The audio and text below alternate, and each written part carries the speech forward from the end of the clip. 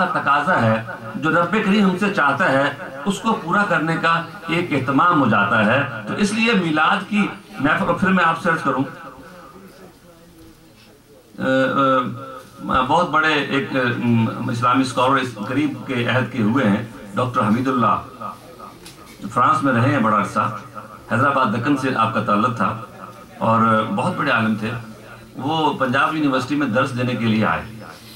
اور پنجاب یونیورسٹی میں کچھ ایسے طلبہ کا غلبہ تھا کہ جن کے لیے میلاد منانا وہ بدعت کہلاتا ہے۔ تو انہوں نے سوچا کہ اتنا بڑا اسکالر آیا ہے، اس سے بات پوچھ لیتے ہیں، اگر یہ کہہ دے گا کہ یہ تو نئی بات ہے، یہ تو پہلے زمانے میں نہیں ہوتی تھی، اس لیے اس کا کوئی فائدہ نہیں ہے، تو ہمارے لیے ایک سند مل جائے گی اور ہم خوب اس کا چرچا کریں گے کہ جناب اس وقت کا انٹرنیشنل اسلامی عبقری ایک انسان ہے اور بڑے اسکالر ہے، اس نے یہ بات کہہ دی ہے۔ انہوں نے بڑے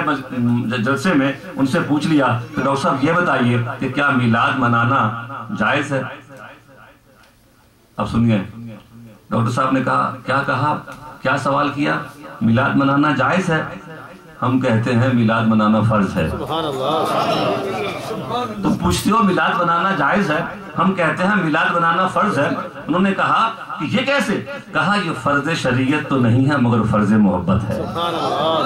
یہ شریعت کا حکم جو ہے وہ اس میں میلاد کے لفظوں کے ساتھ اس طرح تو نہیں آیا ہے کہ تم اس طرح جلسہ کرو، اس طرح جلوس کرو، اس طرح لوگوں کو بلاؤ، اس طرح بیان کرو، مگر اگر تم جاننا چاہو تو فضل اور رحمت کے ملنے پہ خوشی کرنے کا اہتمام کرنے کا تو رب نے حکم دیا ہے۔ قل بفضل اللہ وبرحمتہ فبذلک فلیفرحوا هو خیر مما یجمعون۔ اے حبیب تم فرما دو جب تمہیں اللہ کا فضل حاصل ہو، جب اللہ کی رحمت ملے تو اس پر پھر تم خوش ہو جایا کرو اور جشن منایا کرو، اور یہ اس بات سے بہتر ہے کہ جو مال و دولت تم آپس میں جمع کرتے ہو۔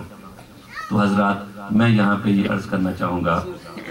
یہ دو گاڑیاں کھڑی ہیں سامنے، ضرور اس اینگل پہ ان کو ریموو کروا دیں پلیز۔ یہ کون سی گاڑی ہے جی؟ ایک لنکن ورجینیا کا ٹیگ ٹاؤن ہے، ورجینیا کا ٹیگ ہے، ایک ٹویوٹا کرولا ہے، ایک ٹویوٹا کرولا ہے، سامنے کھڑی ہیں ٹرائنگل پہ، ان کو ٹرائنگل پہ کھڑی ہیں، ان کو ہٹا دیا جائے۔ ٹویوٹا کرولا اور لنکن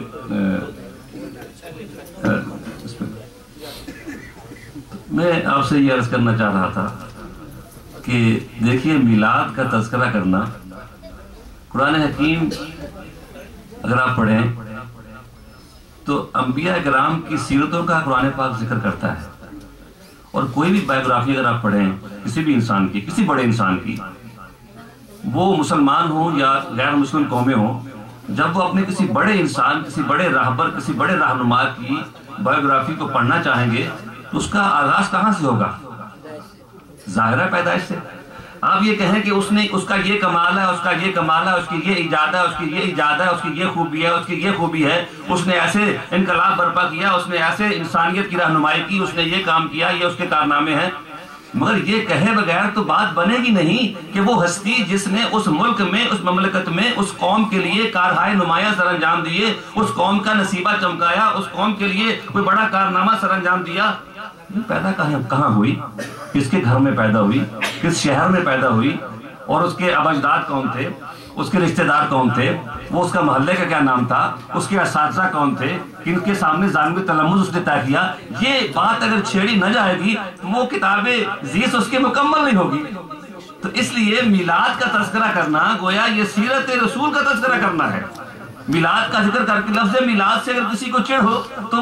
وہ الگ بات ہے، وگرنہ قرآن حکیم تو جا بجا جناب رسول اللہ صلی اللہ علیہ وسلم کی پوری، اگر میں قرآن پاک کو اس طرح بیان کرنا چاہوں تو یہ تو ایک کتاب سیرت رسول بن جائے گی آپ کے سامنے۔ کبھی یہ آپ کے آنے کا تذکرہ کرے گا، کبھی یہ آپ کی بیعت کا تذکرہ کرے گا، کبھی یہ آپ کے دوستوں کا تذکرہ کرے گا، کبھی یہ آپ کے دشمنوں کا تذکرہ کرے گا، کبھی یہ آپ کی جنگوں کا تذکرہ کرے گا، کبھی یہ آپ کی سلو کا تذکرہ کرے گا، کبھی یہ آپ کے چلنے کا تذکرہ کرے گا، کبھی یہ آپ کے پتھروں کو پکڑ لینے کا تذکرہ کرے گا، کبھی یہ پتھروں کو چھوڑ دینے کا تذکرہ کرے گا، کبھی یہ آپ کے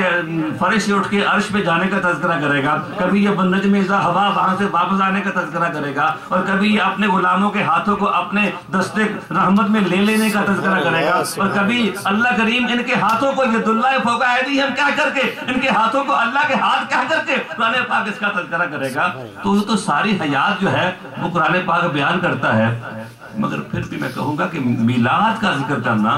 یہ بھی اللہ رب العزت کی اپنی سنت ہے۔ میلاد کا ذکر کرنا، سیرت کا ذکر کرنا بھی رب کی سنت ہے۔ رب کہتا ہے لَقَدْ كَانَ لَكُمْ فِي رَسُولِ اللَّهِ أُسْوَةٌ حَسَنَةٌ۔ رب کریم کہتا ہے یا ایھا النبی اِنَّا أَرْسَلْنَاكَ شَاهِدًا وَمُبَشِّرًا وَنَذِيرًا وَدَاعِيًا إِلَى اللَّهِ بِإِذْنِهِ وَسِرَاجًا مُنِيرًا۔ وہ شاہد کہے، وہ مبشر کہے، وہ نذیر کہے، وہ داعی الی اللہ کہے، وہ سراج منیر کہے، یا پھر وہ اِنَّكَ لَعَلَىٰ خُلُقٍ عَظِيمٍ کہے،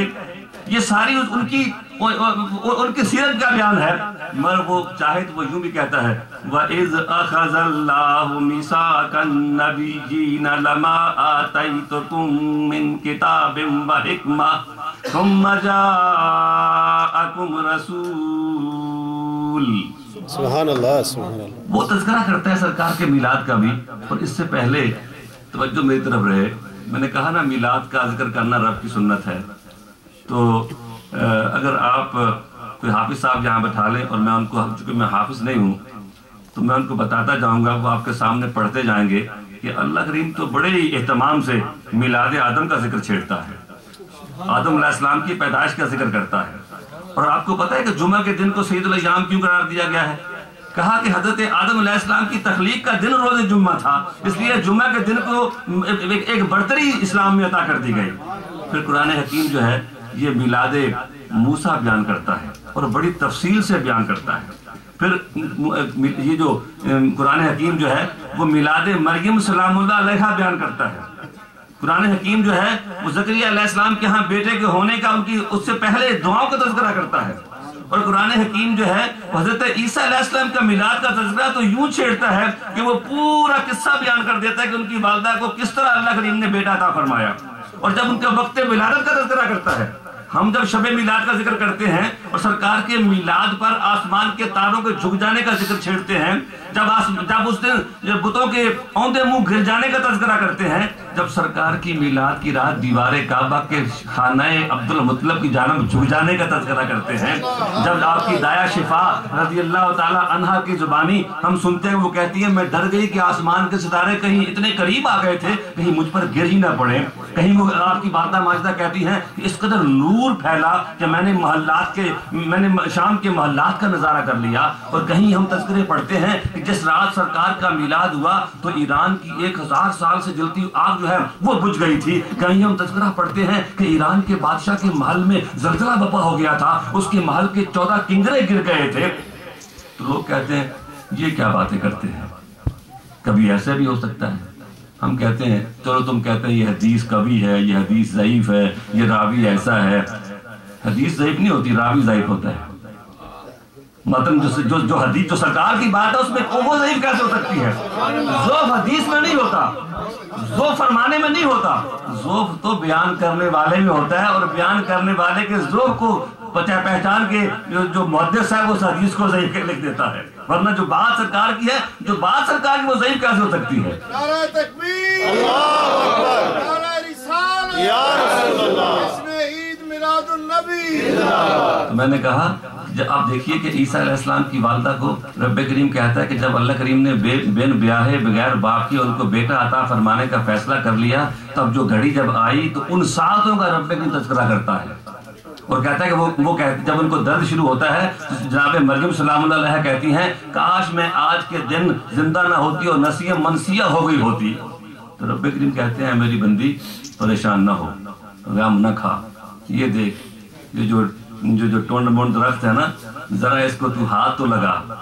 تو عیسیٰ روح اللہ کی ماں بننے جا رہی ہے، تیرا ہاتھ لگے گا اس ٹونڈ مونڈ درخت جو ہے یہ سرسبز و شاداب کھجور کا درخت بن جائے گا اور اس پہ تازہ کھجوریں لٹک جائیں گی جو پکی ہوں گی، تو اس کی شاخ کو پکڑ کے ہلانا اور وہ رطبن جنیہ وہ جو کھجوریں ہیں میٹھی میٹھی پکی ہوئی وہ تیرے اوپر گر جائیں گی، اور ذرا دیکھنا یہاں اس کے دامن میں چشمہ پھوٹ رہا ہے، تو یہ میٹھی کھجوریں کھا اور ٹھنڈا پانی پی اور اپنے نومولود اپنے لختے جگر کو دیکھ اپنی آنکھوں کو ٹھنڈا کر، اپنے جگر کو ٹھنڈا کر۔ اور اگر تجھے گھبراہٹ ہو کہ لوگ پوچھیں گے کہ بغیر باپ کے بیٹا کہاں سے لے آئی ہو، بغیر شادی کے اولاد کہاں سے لے آئی ہو، بس تم چپ کا روزہ رکھ لینا، بس اشارہ کر دینا، یہی اس نے کیا۔ جب وہ اپنے بستی میں آئی تو لوگوں نے پوچھا کہ اے مریم نہ تیرے اجداد میں نہ تیرے ماں باپ میں کوئی کمی تھی، برائی تھی، بدی تھی، اور نہ تو کبھی اس کماش کی اس قبیل کی عورت تھی، مگر یہ کیا بغیر اور